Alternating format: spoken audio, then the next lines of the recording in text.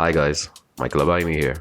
So today, I want to talk about my two favorite things on television right now, which are the two fantasy TV shows, House of the Dragon and Rings of Power. I actually waited a bit until I'd seen a bit of both shows before I actually did this video, because I wanted to give both shows like a chance to get off the ground, to see what each one brought to the table, what their vibe was going to be like. And both shows being fantasy works and being based on beloved fantasy movies, novels, and what have you, like they just lend themselves to comparisons. They're actually coming out at the same time. This show's launched within like 2 weeks of each other. So all that said, today I'll be sharing my thoughts on each of the shows and why I actually think this is a good time for fantasy fans in general. So let me start with a little bit of background. In case you don't know, like I'm a very big fan of fantasy in general. I'm actually a writer of fantasy works. I've written several fantasy books, but then again, I wouldn't really consider myself an authority in the realm of fantasy, but I'm just a fan like everyone else, like a very huge fan of fantasy. So I more or less fell in love with Lord of the Rings through a classic RPG back in the day. Just seeing the whole lore, like that was my first exposure to what Lord of the Rings was about. One ring to bring them all, one ring to bind them, like the whole like mythology of the whole thing. So since then, this was roughly around 1998, I would say I've been a fan of the concepts of Lord of the Rings. But eventually I would go on to watch the movies, and the rest is history, of course, because those movies are till today my favorite movies of all time.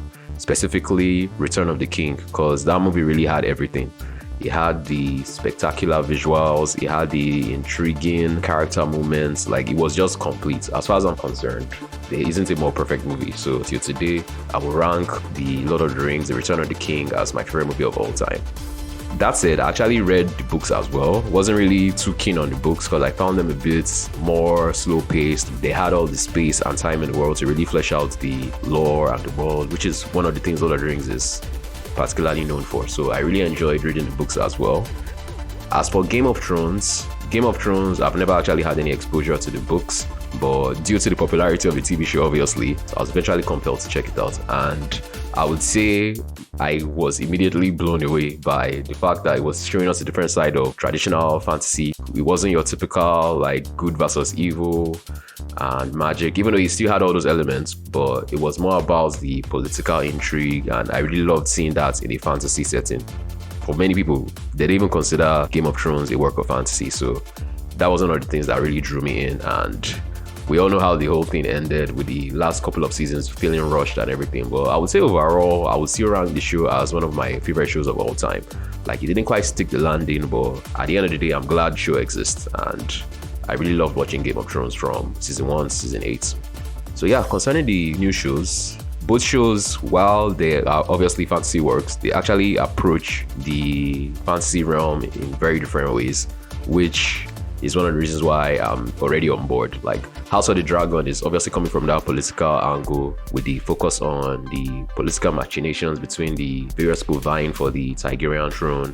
And by contrast, Rings of Power is more about that lore, the world building, like building up towards what we already know happened in Lord of the Rings. So basically, the entire show is supposed to cover those first 5 to 10 minutes of the movie, where Galadriel was telling them how they had to fight with Sauron and what it took to bring him down. So this show is supposed to like show the rise of Sauron and how he was able to corrupt the elves, the men, the dwarves, and how everybody eventually had to band together to stop him.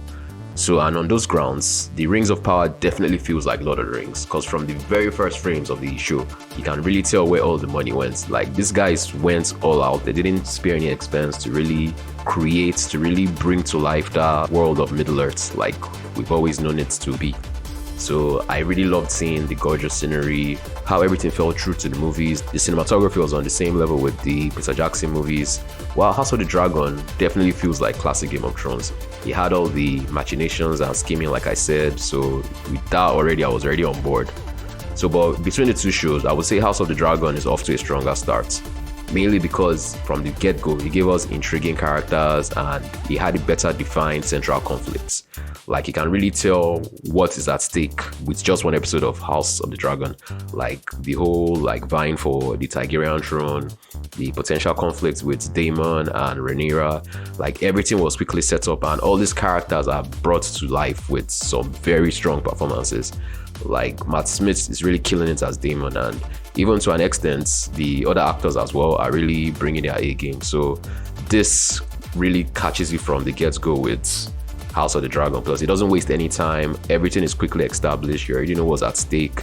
Meanwhile, Rings of Power, on the other hand, takes a more methodical, deliberately paced approach where they take their time to really build the world, flesh out the world, and make you understand what's going on, which is kind of in line with what we've already come to expect from the works of Tolkien, from the books, and even the movies. To an extent, movies themselves took their time to really flesh out and build the world. Like, the world feels lived in, and that's because they really take the time to establish the world, the characters, and the same thing is kind of happening here. Like, it's really taking its time to craft this world that we can potentially live in for the next 5 years or however long the show is going to last. So I wouldn't call it slow or slow burn, but it definitely takes a more methodical approach, which I equally appreciate. So there have been a lot of criticisms for both shows. A lot of people coming from the source material saying that there have been a lot of questionable changes and stuff. But then again, these are shows that are based on side novels and appendixes. So you can't really expect them to respect the material to the point that it will stifle the creative process. What I'm saying is that obviously they're going to take a lot of creative liberties to flesh out the world and really tell a story from what is just a few lines of suggestion. Because I've not read Fire and Blood, neither have I gone through most of the appendixes that the shows are based on. But from the little I know, there's a lot of gaps and a lot of room to really tell a story and fill in details and stuff, which is what they're trying to do right now. So coming from it from that angle, I really don't see any problem with them making a few deviations. So far, everything at the end of the day still feels like a cohesive whole, and it still feels like a part of the world, which is why I think both shows have really excelled in their own ways. Personally, I would still give House of the Dragon the head start, like I said, because of its stronger start overall. But I really think Rings of Power has that potential to even outpace it.